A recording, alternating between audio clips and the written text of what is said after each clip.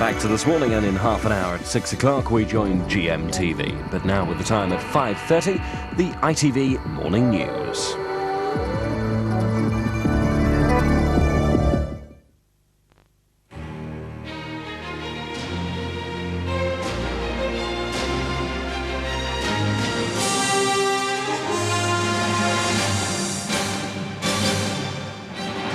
From the studios of ITN, the news with Peter Ralston. Good morning. The headlines. NATO pounds targets across Serbia, but Serbs claim many civilian casualties. Weary refugees arrive in Turkey as British aid appeal gets underway. And how the Serbs see the war reported on their TV stations. Allied planes have taken advantage of clearing skies to target military and communication sites across Yugoslavia. But the Serbs claim a NATO airstrike on the former mining town of Aleksinac in the south flattened a street, killing 5 civilians and wounding more than 30. Meanwhile, the first Kosovars being airlifted out of Macedonia have landed in western Turkey. Tim Nilsson reports. These are the pictures broadcast overnight from Serbian television showing the devastation caused by an Allied attack on what is allegedly to be a purely residential area in the centre of a mining town of Aleksinac. A local doctor is quoted as saying an entire street was wiped out, but there were no pictures showing a large-scale emergency underway. Local officials are alleging that 5 people have been killed and at least 30 wounded. Among the buildings claimed to be hit is an ambulance station. Other targets last night included the power station in the northern city of Novi Sad, sending a spectacular orange fireball into the night sky. This is the 14th day of NATO bombardments, and for only the 3rd time RAF Harrier jets successfully completed their bombing mission. Clear skies also allowed targets to be hit, an oil refinery near the Hungarian border and a railway bridge over the Danube River. NATO is now aiming to cut the Yugoslav military's lines of supply and transport, roads, bridges, airports, fuel depots and command centres. According to Serb news agency reports, several missiles again blasted a barracks at Prizren, Kosovo's second largest city. They say NATO missiles also hit a communications relay station near the provincial capital Pristina and blasted targets on the main road from Kosovo to central Serbia.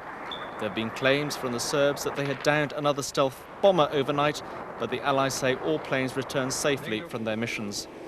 Meanwhile, hundreds of weak and exhausted Kosovo refugees landed in western Turkey last night, the start of a planned airlift across Europe and North America of thousands ejected from their homes by Yugoslav forces. Many were still wearing what they had left Kosovo in days ago when they walked into the small airbase at Korlu. Processing stations were set up. Turkey has pledged to accommodate up to 20,000 refugees. Despite being the first to leave Macedonia, many of the 150 were unhappy about going to Turkey. One refugee said she had a brother in Germany and would rather have gone there. The country plans to accommodate them at a tent city nearby. Tim Nielsen, ITN. The Prime Minister and President Bill Clinton spoke on the phone last night and discussed how best to alleviate the refugee crisis.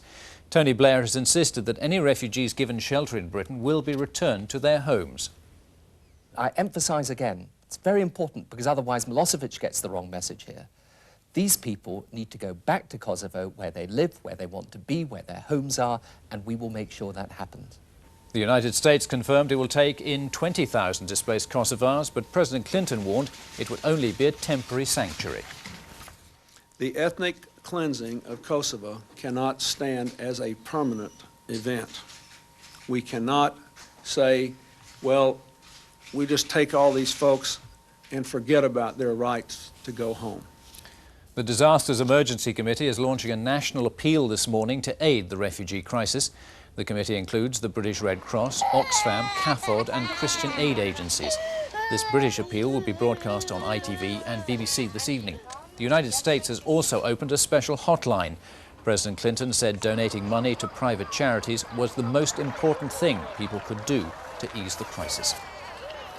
Meanwhile, the Overseas Aid Minister Claire Short witnessed firsthand the misery of the refugee crisis in Macedonia.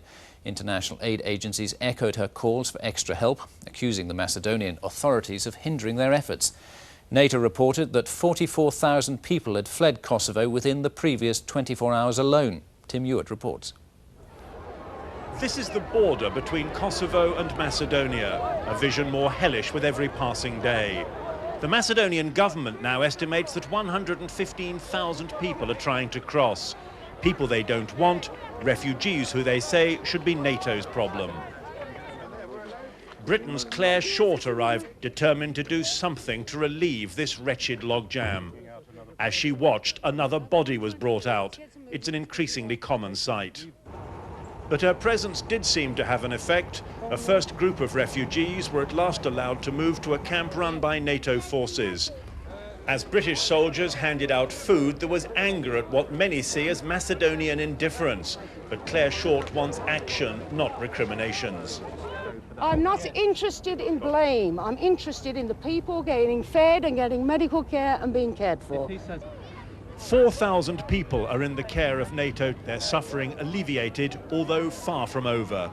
This camp is at last offering shelter to some of the refugees. It's a start, albeit a small one. But across those hills, on the border with Kosovo, there remain scenes of almost unimaginable misery. The Serbian people appear to remain defiant despite a 13th night of relentless NATO airstrikes across Yugoslavia. Our correspondent Julian Mannion was in the capital Belgrade, where a concert was held in support of President Slobodan Milosevic. This report is subject to Yugoslav government restrictions. Military barracks and headquarters were high on NATO's target list. 100 miles south of Belgrade, cruise missiles slammed into an army command center in the town of Niš, a rear headquarters for many of the Serbian troops in Kosovo. In Belgrade, an Air Force headquarters about a mile from our hotel was hit. A missile or bomb smashed through the roof and exploded inside, but this building is known to have been evacuated in advance of the attack. Also in the capital, missiles or bombs scored direct hits on army buildings in 2 suburban areas of the city. Meanwhile, there is still no sign in the capital of any crack in Serb resolve. Whatever the rest of the world thinks about Serbia, the Serbs themselves are relying on national pride to see them through. This is the daily anti-NATO protest concert in the center of Belgrade, where one of the performers has just asked rhetorically how the United States can tell him what to do when the house he lives in is older than their entire country. It's that spirit of Serb resistance that has often proved difficult to reason with in the past and may now prove hard to crack even as the bombs fall. There's no doubt that the Yugoslav army's bases and office buildings have been hit hard. But it's not yet clear how much damage has really been done to its combat potential. As Yugoslav television concentrates on the effects on civilian life, there are persistent reports that the army is dispersing its tanks, artillery and aircraft, hiding them from the airstrikes and trying to preserve their ability to fight. Julian Mannion, ITN, Belgrade. A lawyer has been offered the chance to hold a private meeting with the 8 Britons being tried on terrorism charges in Yemen. It follows a week-long boycott of the trial by the entire defence team in protest at a bar on private discussions with their clients. But the lawyers insist the move will not be enough to get them back into court when the hearings restart this week. Meanwhile, Tony Blair has written to the Yemeni government asking for an independent medical assessment of the 8 British men. The 2 Libyan suspects in the Lockerbie bombing 10 years ago have been formally extradited and are now in custody of Scottish police at Camp Zeist in the Netherlands, where their trial will take place. The Prime Minister told President Clinton that it had been a good day for Anglo-American efforts to counter terrorism. Here's Lauren Taylor. Boarding a UN plane and waving goodbye to Libya, the 2 men charged with the Lockerbie bombing looked unperturbed as they finally set off for their trial. They were flown to the Netherlands, where they'll be tried under Scottish law, an unprecedented legal arrangement. Within hours of their arrival, the UN suspended sanctions against Libya, which they'd brought in to force the handover of the suspects. The US, however, is keeping its own in place. The hearings will take place at Camp Zeist, a former US airbase in the Netherlands, which has been made a Scottish territory for the duration of the trial. The Foreign Secretary met some of the relatives of the victims who've been campaigning for justice. Now those relatives will have the opportunity of hearing in open court all the evidence we have, which is the result of the longest and largest police investigation in British history. Jane Swire, whose daughter Flora was killed, gave this reaction. Enormous relief that finally we will hear the evidence for the prosecution and the defence, and that we will hear if these two are guilty or not guilty. That's another step closer. The Dutch authorities have now handed the men over to the Scottish police. So the years of diplomatic efforts have paid off, and the two suspects are now under Scottish jurisdiction in the Netherlands. But there could still be delays before the trial proper, as the men's defence lawyers could request extra time to prepare their case. Lauren Taylor, ITN, at the Foreign Office. And now for a look at this morning's front pages. Refugees from Kosovo are dying of disease and exhaustion while Western governments wrangle over plans to fly victims from the war zone, says The Independent. And the Daily Telegraph looks at the apparent confusion surrounding Britain's policy on the refugees. The paper reports that less than 24 hours after committing Britain to take in thousands of ethnic Albanians, Tony Blair said it would be better not to move them from the region. One person who seems to know what needs to be done is Claire Short, who, according to The Times, confronted Macedonian officials yesterday and urged them to stop obstructing families escaping from Kosovo.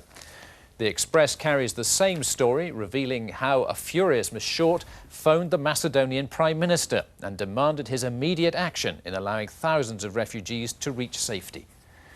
The Guardian leads with the harrowing story of the 10-year-old shot in the arm who saw his mother, his 3 sisters, his cousins and his aunt shot in front of him by his Serb neighbours. 19 of his family died.